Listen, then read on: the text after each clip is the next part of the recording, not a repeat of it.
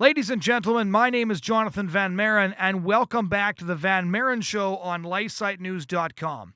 Today I'm going to be talking with one of the best researchers and historians in the socially conservative movement.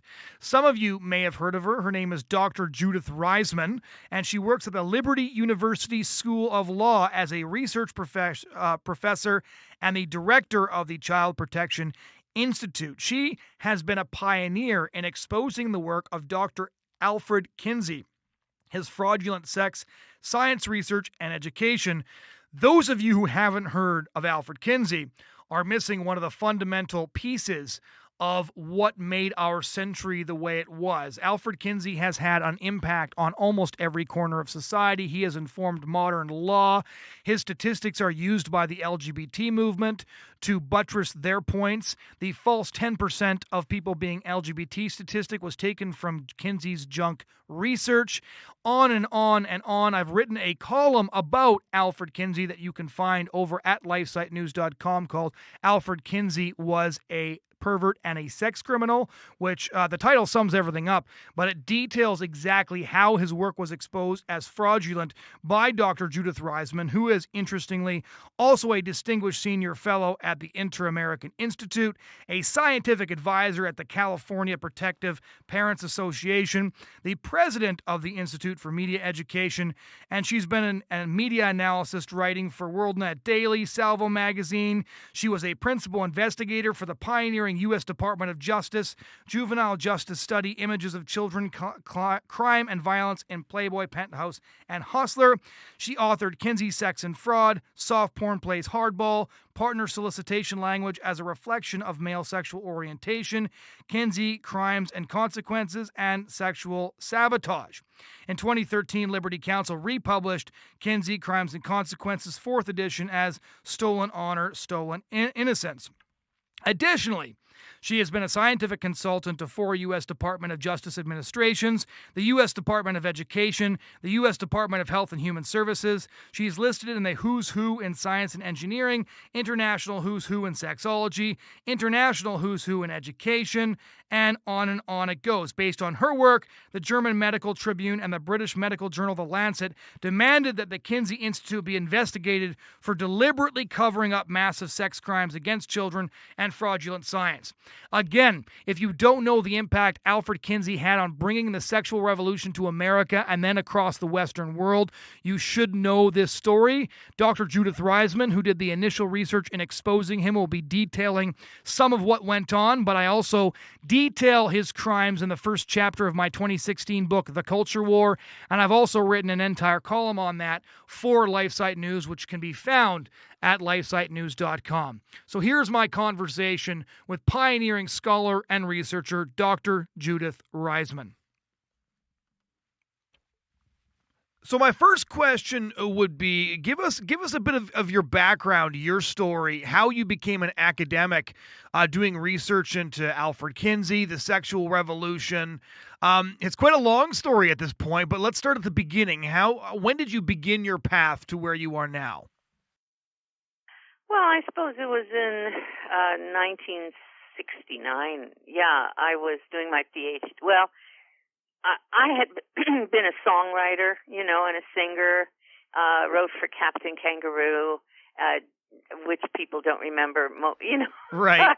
But, ABC, NBC, CBS. I was working for commercial programs, doing creative work, yeah. And then I moved into academe in 1960, end of 1960s, when my daughter had been sexually abused. She was in 1960. She was sexually abused by the boy upstairs. And I was trying to figure out what had happened. He had been, he came from an intact family. So, I thought, well, good heavens. Anyway, they got rid of him, sent him to England before I found out. And then I find out that he had been abusing other kids in the neighborhood, but he was in therapy, and it was required, mandated, so to speak, that the therapist did not reveal his abuse. Right. Okay, so he was out on the street, and nobody knew, and my daughter was one of his victims. All right, so that sent me back to university to figure out what was going on. I went to Case Western Reserve University in Cleveland, Ohio. In the process, I began getting involved in the issue of pornography as well. Actually, I didn't know what I was looking for. Right. I was originally just, trying to track what were the cultural influences, and so I had been concentrating on television, but then it turned out there was more going on. So when you started looking into the issue of pornography, there's a lot of studies that have come out about pornography even this year, sort of talking about the damage of it. And there's a lot of people who think that we didn't really know how bad pornography was for a long time. So when you embarked on this research, you were one of the pioneers in researching the impact of the sexual revolution and the different aspects of it. So what were your first discoveries, and when did you start realizing that these things connected? Because I want to get to your work on Kinsey, but that's not where you started. You started by really looking into the dangers posed by pornography before it was even an online threat. Absolutely, yeah. I was looking at pornography because when I was at Case Western Reserve, I went into this class on media, and one of the boys was producing a pornographic video as part of his degree. And he was using the pictures from the magazines that were available at that time. We're talking about, mid-'60s, right? So this wasn't exactly what you see today. Right. And and the responses of the students really concerned me. I thought, good heavens, this is, what is going on here? Yeah, anyway, I go into that in one of my books. I think Sexual Sabotage or something. And but we don't have time here. But that got me quite curious as to what was going on with this pornography all these kids were using at the time. These were girls and boys, men and women in college, and they were basing their views of human sexuality and of themselves, whether they were attractive or not, based on Playboy, Penthouse, Hustler. Hustler wasn't out yet. Playboy and Penthouse, and other stuff. So that got me curious about it and interested, putting it mildly. And so I started doing research on that and presented a paper in Wales at the British Psychological Conference on Love and Attraction on pornography. Well, actually on children in Playboy magazine and Penthouse, and on the fact that they were promoting children as sexual targets. It was child pornography in those magazines, and Playboy had been doing this since the 50s. They had been promoting children as sexual targets since the 50s. First in cartoons, small black and white. Then they moved to color. First boys who were just observing. And then Playboy moved to using girls, and then who were being sexually abused by men in cartoons. And then they moved from that to photographs, Brooke Shields, various other, Jodie Foster, and a lot of foreign girls. So they began to introduce, America and American men, college guys, because that became a college magazine, right? Without their knowledge, to assaulting children. By the way, I won the case in the Netherlands in 1994 when Playboy sued me for libel and slander when I said that they had been promoting children as sexual targets and doing child pornography since the early 50s. Yeah. And they said, that I was slandering, and so the judge said no, her her data are quite accurate because they sent him all the pictures and all the dates and so on. And so that's what they were doing. They were doing that to American grandfathers now and fathers, and nobody really knew it. Nobody analyzed that.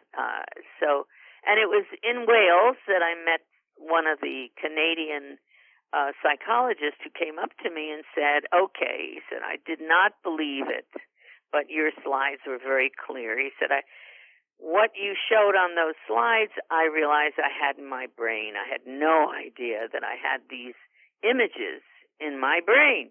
And he said, "If that's happening to me, what's happening to the rest of the world?" Because, by the way, it was an international magazine. And he said, "Well, and if you really care about child sexual abuse, you have to look at the Kinsey reports." So that was my beginning. I said, "Yeah, why?" Yeah.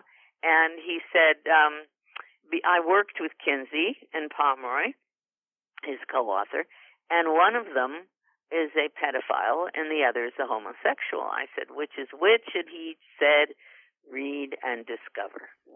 So before we get into the Kinsey reports, which we're going to spend quite a bit of time on, this discussion of how the sexualization of children is pushed by the porn industry is one that most people aren't aware of. I've been to some of the same conferences you have put on by the National Center to Combat Sexual Exploitation, where like pornography is discussed ad nauseum in terms of the impact that it has on sexual violence. The research done by Dr. Mary Ann Layden and Dr. Gail Dines.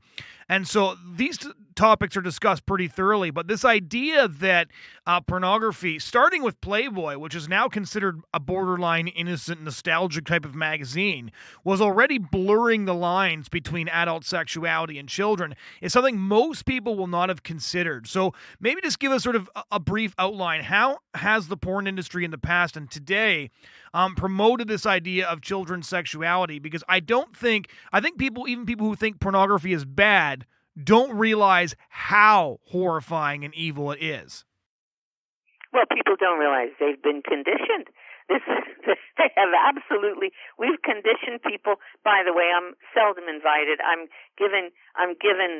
was given a big award by that organization a couple of years ago, but I'm not invited to be a keynoter there because my research really goes into things that apparently they don't want to go into. Gail Dines was my student, by the way. She told me that, yeah. Yeah. So, no, let me begin at the beginning. People don't realize we are culturally conditioned. It's a contagion. We are dealing with a contagion. That contagion spreads back to your grandfather.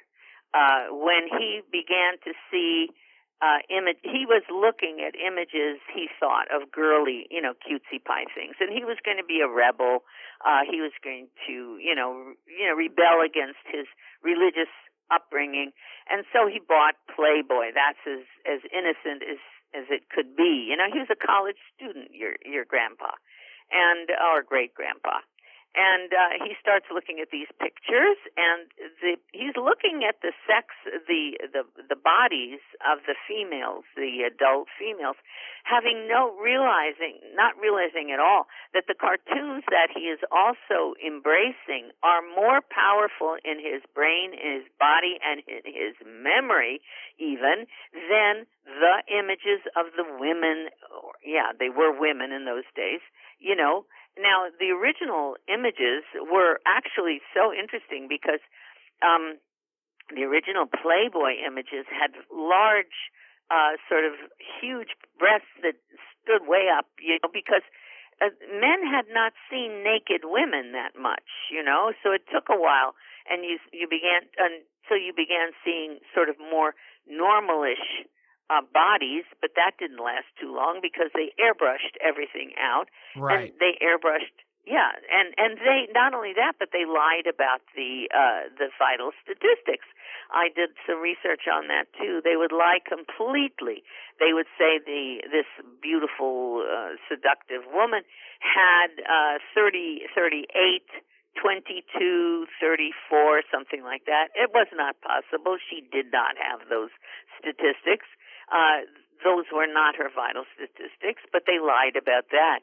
And women began in those days evaluating their own bodies, and men evaluating their wives and their girlfriends by these kinds of bizarre statistics which never were real.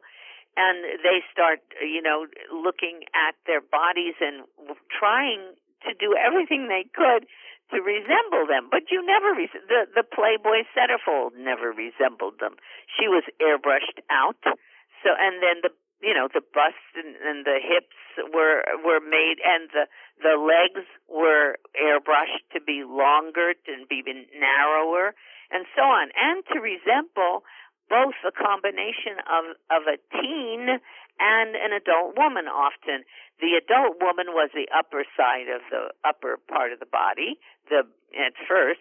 And then the lower part of the body would be airbrushed out to resemble the teenager. Then they blended these images. The amount of work done on this is, by the way, identified in the research I did for the Department of Juvenile Justice and Delinquency Prevention. It's all on my website.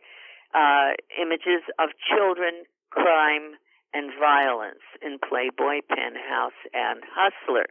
And in that research that I did, we analyzed the impact of cartoons as opposed to images, and we also looked at what we called pseudo children. That is, there would be combination of images so that these appeared to be kids, but they weren't kids because they were adults, and you confuse the guys who are viewing to the extent that they no longer understand the boundaries between adult and child bodies, and they're lusting, quote unquote, after children, because novelty becomes eventually all that counts. Is she, that's why they change, the images of the centerfolds constantly. You don't ever have the same centerfold. So these are constantly changed. Everything's constantly changed. And the blurring of adult and child is deliberate, very deliberate. And the picking of those cartoons, by the way, is very deliberate. Thousands and thousands of cartoons are submitted every month. We're submitted every month to Playboy. And Hefner, who, by the way, read Kinsey when he was in college, and he had been a virgin like most guys at the time. And he said, oh my gosh, everybody's doing all this stuff, and I'm the only one. And so he said, Kinsey was the scientist. I will be his pamphleteer. And so Hefner stepped up and started reproducing what Kinsey had been producing in his lies in sexual behavior in the human male. That's a sort of a perfect segue from the issue of pornography into Alfred Kinsey. Let's start off basic, because I have a chapter on Alfred Kinsey and Margaret Mead in my book that was released 3 years ago, The Culture War. And one of the number one things I hear after people have read that book, I heard this again actually just last week, is I had no idea who Kinsey was. And when I found out who he was, so much of what I learned in university, so much of what I see around me makes a lot of sense. I learned about Alfred Kinsey when I was taking American history at university, and he was used as an example by the professor to prove that the sexual revolution had never happened, because Kinsey had proven that we were all acting like this behind the scenes anyway. So to start off, before we really get into the story of how your research unfolded, who was Alfred Kinsey? Why was he a huge deal? And what did his book say? Okay, well, Alfred Kinsey was presented to the world, first of all, as a upstanding, married, conservative man, bow tie, crew cut, smoking a pipe, which he never did smoke, really. He just posed that way. But anyway, he was presented to the world by Indiana University, which is named after him right now. They have an institute named the Kinsey Institute, and named after him. He was presented to the world as a married guy with 4 children, very straight, very conservative, went to church on Sundays and so on. Very respectable, right? Well, he was, and the heads of the university at the time knew this. They knew full well that he was quite the opposite.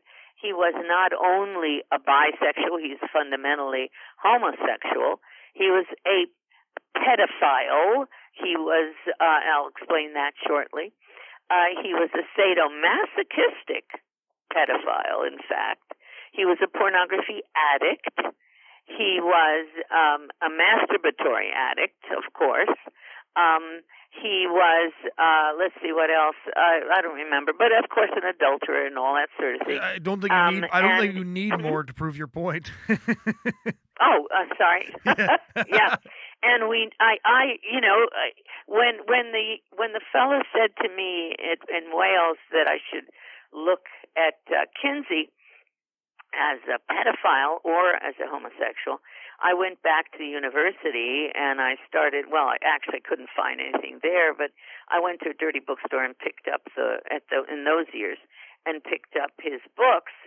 And when I looked at chapter 5 and I read sexual behavior in the human male in chapter 5, and I looked at what he said about the rapes of these children, I said, holy smokes, this guy has to be a sadomasochistic pedophile. Nobody in a million years could describe children fainting and having convulsions and fighting to get away from who he called their partner, which was one of your first uses of, sort of current information about how you define genders. He called a partner the guy who was an adult who was raping these children, and I said nobody could do that except a sadomasochistic pedophile, which got me started on the research. But anyway, so he was described as all these good things, and the whole publicity around him at the time was that he was, he decided he wanted to see what was going on because his students were asking him questions about sex, and he couldn't give them, any real answers because there wasn't any real research, which was also bunk. There certainly was research, but anyway. And so he decided he had to do the research and find out what everybody was doing sexually, except that nobody noticed that when he did his research, 86% of his people that he was talking about were abnormal deviants because he did it pretty much all of it during World War II. And during World War II, soldiers or anybody in the field, anybody in the war industry, which everybody else at home was, largely, nobody could talk to him about their sex lives. Nobody could talk to him at all. So he had no people, even in his list of the people he interviewed, he did not list Navy, Air Force, right. Army, or anything, because he couldn't interview them. So who did he interview? Nobody seemed to notice. He interviewed who was left. Well, who was left? The homosexual community, quote unquote, was never allowed in the service in those years. So they were available. Prisoners were available. Sex offenders, who were not in prison were available. He claimed he said he interviewed 1,400 sex offenders, So all these people, deviants became the basis of what he called sexual behavior in the human male. And when I gave my presentation in Wales, no, not Wales, in Jerusalem, Fifth World Congress of Sexology, a couple years later, in 1980, when I gave my presentation, I said, if he had called his book Sexual Behavior in the Deviant, male, American male, that would have been legitimate. But he didn't. He said it was sexual behavior in human male, and that was a whole different ballgame, and that's what started the sexual revolution. So explain how this started the sexual revolution, right? So these two books came out, Sexual Behavior in the Human Male, Sexual Behavior in the Human Female. Time magazine said at the time when these books came out that they went off like an atom bomb. They sold hundreds of thousands of copies in the first year after release, because basically when these books came out, the American people were led to believe that virtually nobody was living by the Judeo-Christian standard that everybody had more or less accepted as the standard by which natural law was governed, which was kind of crazy. It said most men were using prostitutes, between 10 and 20% of men engaged in homosexual behavior. A huge number of men were engaging in sexual acts with animals. These facts were presented to the public as the reality of what went on behind closed doors, which is why my history professor told me that the sexual revolution had never happened, because he said Kinsey revealed to us that all of this had been going on the whole time, that this was basically just a conspiracy of silence. Kinsey came along, broke the conspiracy of silence, and suddenly we started talking about the stuff we were all doing. But you make the point in your book, Sex, Lies, and Kinsey, as well as your other books, that what Kinsey said was happening was objectively not happening, that his books were bunk, that his data was essentially fictitious, and that instead he was trying to do with his books what Peter Hitchens has said about polls, that polls are not used to gauge public opinion but to shape it, that Kinsey's work was intended to trigger a sexual revolution as opposed to indicate the presence of one. Of course, Kinsey almost immediately started to say that his data proved that any laws restricting sexual behavior should be removed. So what did he really say, and how did the American people react to it? Well, as you pointed out, he said that 10% of American men, 10 to 37%, had engaged in homosexual activity to the point of orgasm. He said that he claimed to interview 4,400. I mean, it's so ridiculous when you even think about it. But all right, he claimed he interviewed 4,441 women. Right, and of all those women, none of them, well, one had ever been raped to the extent at all of any kind of harm. So I don't know where Me Too would be with all that, with these kinds of data. 4,441 women, and nobody had ever been harmed by a rape. And yet, of course, he listed in many places in his book all the children that were being raped, but he didn't count that as rape.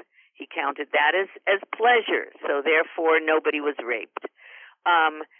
And he said that, let's see, what else? Oh, yeah, well, of course, the 69% of men had used prostitutes. He claimed that adultery, that was common amongst women and men in the World War II years and preceding those years, and that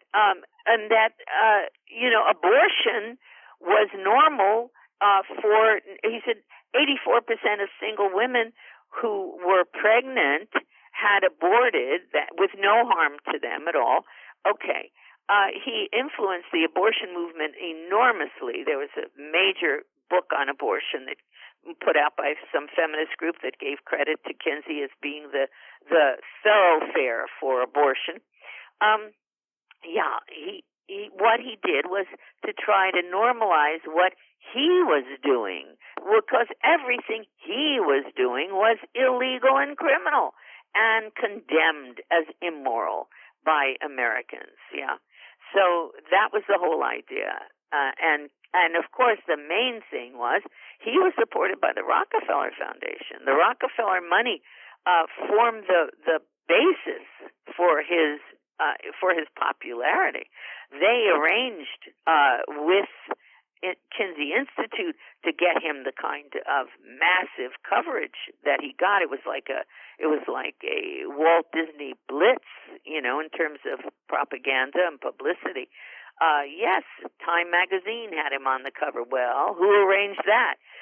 Collier magazine had him on the cover. That was a very popular magazine at the time. Who arranged that? That wasn't arranged by just by the Kinsey Institute. It wasn't. Kinsey Institute didn't even exist by Indiana University. This was all Rockefeller money in order to establish the model penal code, which would be the first model penal code Anyway, the first model penal code created on sexual behavior, 1955 model penal code. So what happened was Kinsey got investigated. They almost got him. They almost caught him in 1954. The Reis Committee in Foundations. What's Foundations? That's the name of the book. The Reis Committee was in a position. They were investigating the philanthropies, Rockefeller, Carnegie, Ford, and one of the others, for their anti-American activities. And one of the big anti-American activities that they were investigating was Rockefeller's money in the Kinsey Institute. For Kinsey. Now, they were allowed to investigate everything about Rockefeller and found all kinds of anti-American activity under the foundation. But they were not allowed to investigate Kinsey. J. Carroll Reis was in charge of it. He was told, if you want to look at Kinsey, we will pull all your money. Every penny of it is going to be taken away, and you can no longer do the congressional investigation. Amazing, isn't that? And so the file on Kinsey, quote, never saw, and I'm quoting, never saw the light of day, end quote. In the meantime, Kinsey had run away to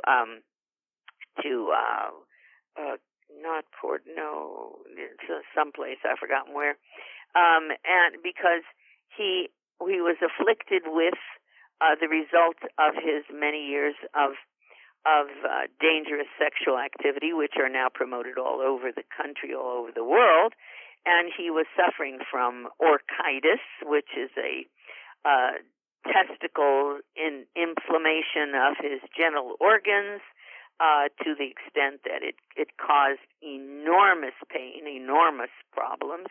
And between that and him sleeping with having sex with with his co-authors and his students and his subjects, that was really objective research, I must say. Having sex with his subjects, he was developing, of course, he picked up venereal diseases and whatnot. So he died a little younger than he intended, and in great pain. And it is that kind of sexuality, the masturbatory, pornography addicted, because everybody in his group had to appear in the pornography that he produced, including his wife. This guy was a sexual psychopath, no question about it. A sexual psychopath. He qualifies in all standard explanations of what a psychopath is and what a sexual psychopath is. And he, of course, was promoted, handpicked by the Rockefeller Foundation to attempt to destroy Judeo-Christian belief system, which he has done pretty good job at. So most of this came out later, of course. When the two books first came out, how did they trigger the sexual revolution? So you're telling us the story as you uncovered it. in later years. But in the meantime, these books had been accepted at face value by the American population and by the American politicians, at least most Yeah. of them. So how did these books Oh, lead yeah. to the triggering of the sexual revolution so that people understand just how significant what he did was? Because a lot of people might listen to this and say, okay, so what we have is a terrible man who did terrible research and then wrote 2 books about it. There's a lot of people who fit that bill. Why was Kinsey so significant? Well, I think the first thing was his backing. He was being backed by the Rockefeller Foundation, and the Rockefeller Foundation handpicked him to make the difference in our society. And everybody regarded science in those years as this was what saved us in World War II. This is what saved the country. Science did. And he was portrayed as an objective scientist, absolutely objective scientist. Again, remember, he's a bow tie, married man. He uses his wife as what they call a beard. So nobody is going to suspect that he has ulterior motives. So he's serving the Rockefeller Foundation. They have been very thrilled with him. They were thrilled with him until and then Hefner comes along. Hefner reads Kinsey's book because he's being taught in all the colleges. He's being taught in all our colleges. All right? So it's not just you. Hefner reads his book in 1953. And he says that, oh my gosh, I've been lied to all this time. I am going to start I will be his pamphleteer. So Hefner kicks off the pornography revolution. Kinsey kicked off the scientific revolution per se, sex science, right? Hefner steps in and moves that out into the general population, and then from there into the global population. And his magazine carries the Kinsey themes, the Kinsey saying that everybody was all, they were lying, they were all hypocrites, your mother, your grandfather, and so on. They were never telling the truth. So that starts the pornographic revolution, right? So you've got this being taught first at the college level. Then Kinsey is taught at the high school level. Then Kinsey is taught at the grammar school level in sex education. So he spreads his venom, if you will, out into all aspects of our lives.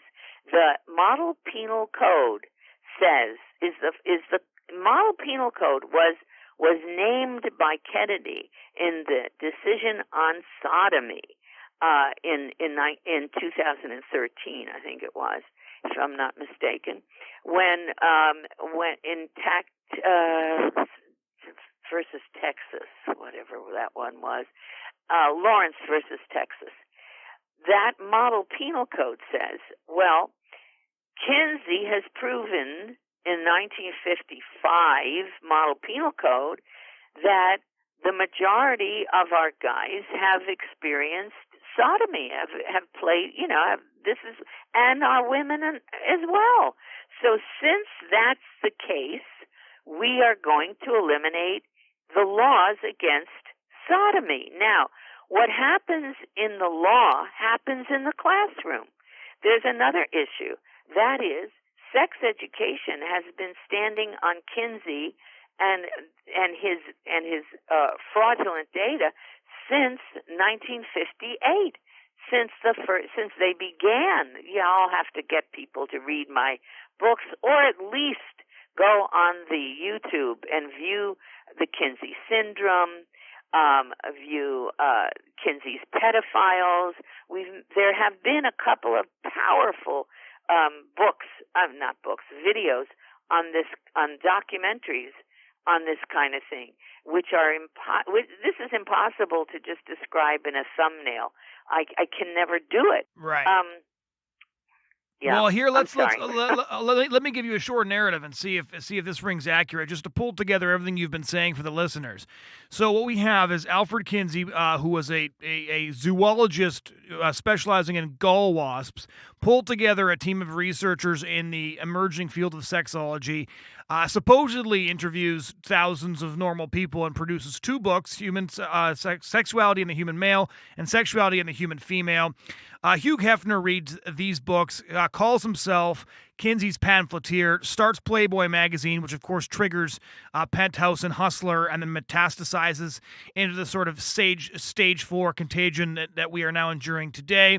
Also, what Kinsey did by claiming that the vast majority of the American people were engaging in sexual behavior that at that point in time was illegal, not even to say immoral, convinced an entire generation of young people that their parents had been lying to them in terms of the Judeo-Christian standard that they had promoted, thus disenfranchising essentially an entire generation from their parents and triggering the sexual revolution that we saw unfold after in the consequent 2 decades. Is that roughly accurate? Beautiful, except that there was no field of human sexuality education or no field of human research in sexuality as a field until Kinsey. Right. Yeah? Right. So, yes, exactly right. And what happened, the greatest generation never talked about their experiences. They didn't come. See, Tom Brokaw actually has been the best person who has written about this. They talked to about their wives and their girlfriends. I'm not talking about. Yes, there were weird guys. Of course, there were abusive people in the field. I mean, in that generation as well. But the majority were not at all. And they talked about their wives and their girlfriends as sweethearts. They waited as long as they could. They got married in astronomical numbers because they never knew if they were going to live or die. They had babies, the baby boomers, when they came back. Their lives were spent building. They were PTS. They didn't know about post-traumatic stress in those years. We just know that everybody was traumatized and trying to survive in that milieu of trying to survive. Kinsey and his coteries steps in, says they were all hypocrites and liars, and we get Woodstock 65, 60, what was it, 64, 69, whatever it was, and the celebration of the hypocrisy of our parents. Yeah, I think we know, right? We know the truth. And, flower power and all that kicks off. Yep, that was the beginning of today. Yeah, I think the way David Frum put it was that the exchange of values after the Kinsey Revolution was from a generation that found it loyal and beautiful and sacrificial to die in the mud of Guadalcanal was exchanged by a generation that thought it was courageous and good to fornicate in the mud of Woodstock, which I thought was a fairly succinct appraisal of those two generations. So that's great. Yeah, is exactly correct. And that is what happened. It is what happened. And the laws, absolutely. Remember, anything that's legal can be taught in the classroom. So not only that, but yes, part of the American Law Institute Model Penal Code was the next version, the next cut, that obscenity, which was against the law and is against the law, right? Obscenity could be allowed in classrooms, in kindergarten, anywhere, so long as it was under the rubric of education, quote unquote, education. So you could bring obscene materials into the classroom, which people have been doing for years, decades, conditioning the children to view each other. Look, we've got 13,000 kids abusing kids in schools roughly every year. The AP did an outstanding analysis of children abusing children. Our women are sexually abusing. Our female teachers are sexually abusing children. This has had never happened in the history of this Right. country. We have never had this kind of contagion. And that's what it is. It's been a contagion. So one of the stories that I want to take a look at before the end of this podcast is how you uncovered this, because there's the story of what Kinsey did and the impact he had, which we've just taken a look at.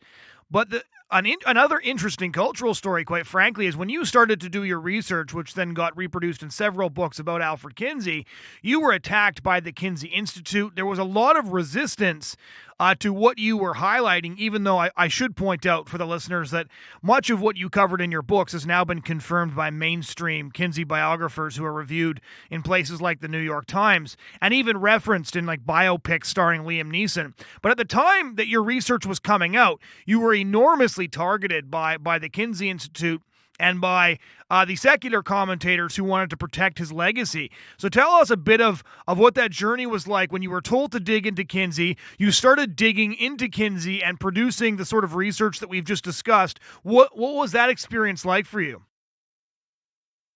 Well, yeah, it was. I had 3 congressional investigations. Three. Nobody ever had 3 congressional investigations. Yeah. To try and destroy my research. The Kinsey Institute, of course, attacked me.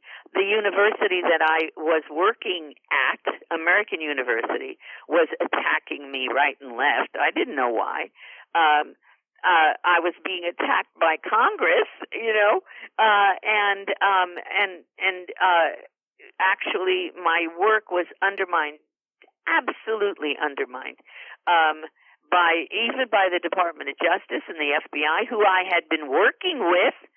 So there was a lot of money behind that, those efforts, and there still is. We are still trying to get the Kinsey Institute investigated. We almost got them investigated in 1994. But the fellow who was carrying the water on that got really knocked out of the political arena very quickly. So there's been enormous effort to shut me down. But I take it not as just me. The effort started way back with Carol Reese when they had the congressional investigation of Kinsey's research. Almost had an investigation of his research. And a lot is dependent. I realized after a while, and the universities which have become completely captured by the socialist, Marxist blather, that sort of thing. They have been 100% on board. I am working, thank God, at Liberty University. Jerry Falwell, Dr. Falwell, you can go on the YouTube, and there's an interview.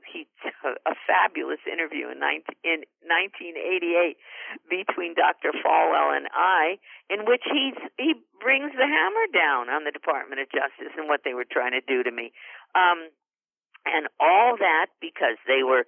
Look, there's lobbying behind the scenes by the pornography industry, lobbying behind the scenes by the pharmaceutical industry. Remember, the pharmaceutical industry makes a fortune because of Kinsey and Playboy and all the rest of this. We have abstinence doesn't make anybody any money, marriage, decent, marriages that are intact. It doesn't make anybody any money. Venereal diseases, as they pour out of the industry, are making a fortune. Viagra is making a fortune. The one that they're building for women is making a fortune. The sex change operations are a fortune. The pharmaceutical industry is involved in the shutting down of the truth about Kinsey and the shutting down of the truth about all of this sexual deviance, 100%. So are the pedophiles, Pedophile Information Exchange Group, the NAMBLA, North American Man-Boy Love Association. All these people have positions in high places. All these people have money backing them. The Soros money is backing like crazy. So it's not just Rockefeller.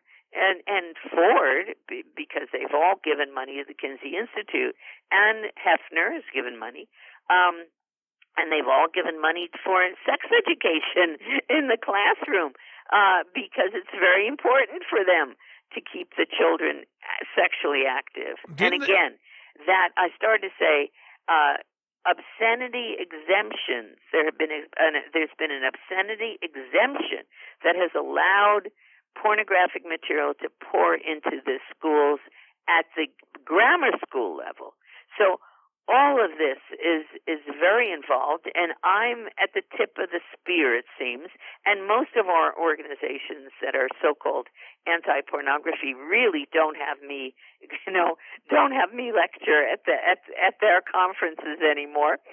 So, I mean, there's a lot going on. A lot I don't know, behind the scenes. I don't know all the things that are going on, but I certainly have my finger on quite a few. Didn't the Kinsey Institute even try to sue CNN for having you on to talk about your findings at some point? Oh, yes. Oh, my goodness. Yeah. They threatened to sue. It was Pat Buchanan, right? Pat Buchanan. Pat Buchanan, yeah. They threatened to sue Pat Buchanan and his liberal colleagues if they had me on, and they threatened to sue me. And so then I went on their program, and his liberal friend, what's his name, Buchanan, Hayden, disagreed. He said, "Oh, Kinsey wouldn't do those things. Oh, no, that's not possible." So by the time I got through with that program, he said, we should dig him up and put his head on a post, anyway. So that's the danger of my research really reaching people. It can change, and it does change people dramatically. It does. How old are you now? 85. And you haven't slowed down even a bit. No, because I'm waiting for other people to pick this up and do something. If the Library of Congress said Kinsey's book is one of the 88 that has changed the world, well, they said change the country, but I would say change the world. Why isn't everyone listening? Why aren't our people raising this up? All of the masturbatory defense, all of the defense of abortion, all of these things are traceable to Kinsey to a great extent, or a little bit lesser, but to a great extent. Why isn't everyone getting on board? So I guess the final question before I ask you where listeners can find your work would be, when you look at the culture war, you're 85, which means you've seen this in pretty much all of its manifestations. You've seen the porn plague metastasize from Playboy to the 24/7 online, jumper cables hooked up to the libidos of 11-year-olds. You've seen the sexual revolution go through all of the paces. So what's your analysis of what the future looks like? Do you have any hope for what the future looks like, or do you think it's pretty grim at the moment? Well, it's pretty grim at the moment. There's no question about that, because of the changes in the human brain that take place from generation to generation. We're really looking at epigenetic problems, yeah? So yes, it's grim. However, if some of the people on this Jordan Peterson, these other people on the dark web, if they would finally pick this up, although they seem to regard it as too hot a topic, it's possible, because they have millions and millions of readers and viewers and so on. Yeah, and there's that opportunity. Now, one of the big problems, of course, is that so many people are being shut out. They're being censored. It used to happen, of course, when we had newspapers, everything was censored. We had an open door with the Internet for quite a while. But lately, in the past couple of years, the Internet, with Zuckerberg's control and these other guys, they've been deplatforming and demonetizing people and so on. So that's a huge problem. But if people don't wake up, your kids are absolutely destined for a nightmare. They are not inheriting the Judeo-Christian world, which made civilization possible. Read Thomas Sowell. I say, if only Thomas Sowell, if I can get in touch with him, hello, Thomas Sowell, or William Walters or some of these other guys, maybe we have a chance. Maybe. Where can listeners find your work? Well, I have two websites. One is an older one, and one is one that got kind of, updated. And they're on, drjudithreisman.org and thereismaninstitute.org. And on the YouTube, you can see all kinds of materials. And you can certainly go on my website, get my books. A lot of them you can just download free. Because it's your life and your children's life and your grandchildren's lives, which are not going to be as decent as yours were. Dr. Reisman, thank you so much for taking the time to talk about this with us. Thank you for having me, Jonathan. I do appreciate so much. Ladies and gentlemen, that was my conversation with Dr. Judith Reisman of Liberty University on the crimes of Alfred Kinsey and how his work, the Kinsey Reports, transformed the United States of America and then consequently transformed the Western world by triggering an international sexual revolution. Thank you so much for joining us again this week. If you'd like to listen to past podcasts, head over to LifeSiteNews.com where you can find previous episodes. Those episodes can also be found on any of your podcast providers. And if you want to see news, opinion, commentary, and important updates from the front lines of the culture wars, again, head over to LifeSiteNews.com. Thank you so much for listening. We do hope you'll join us again next week.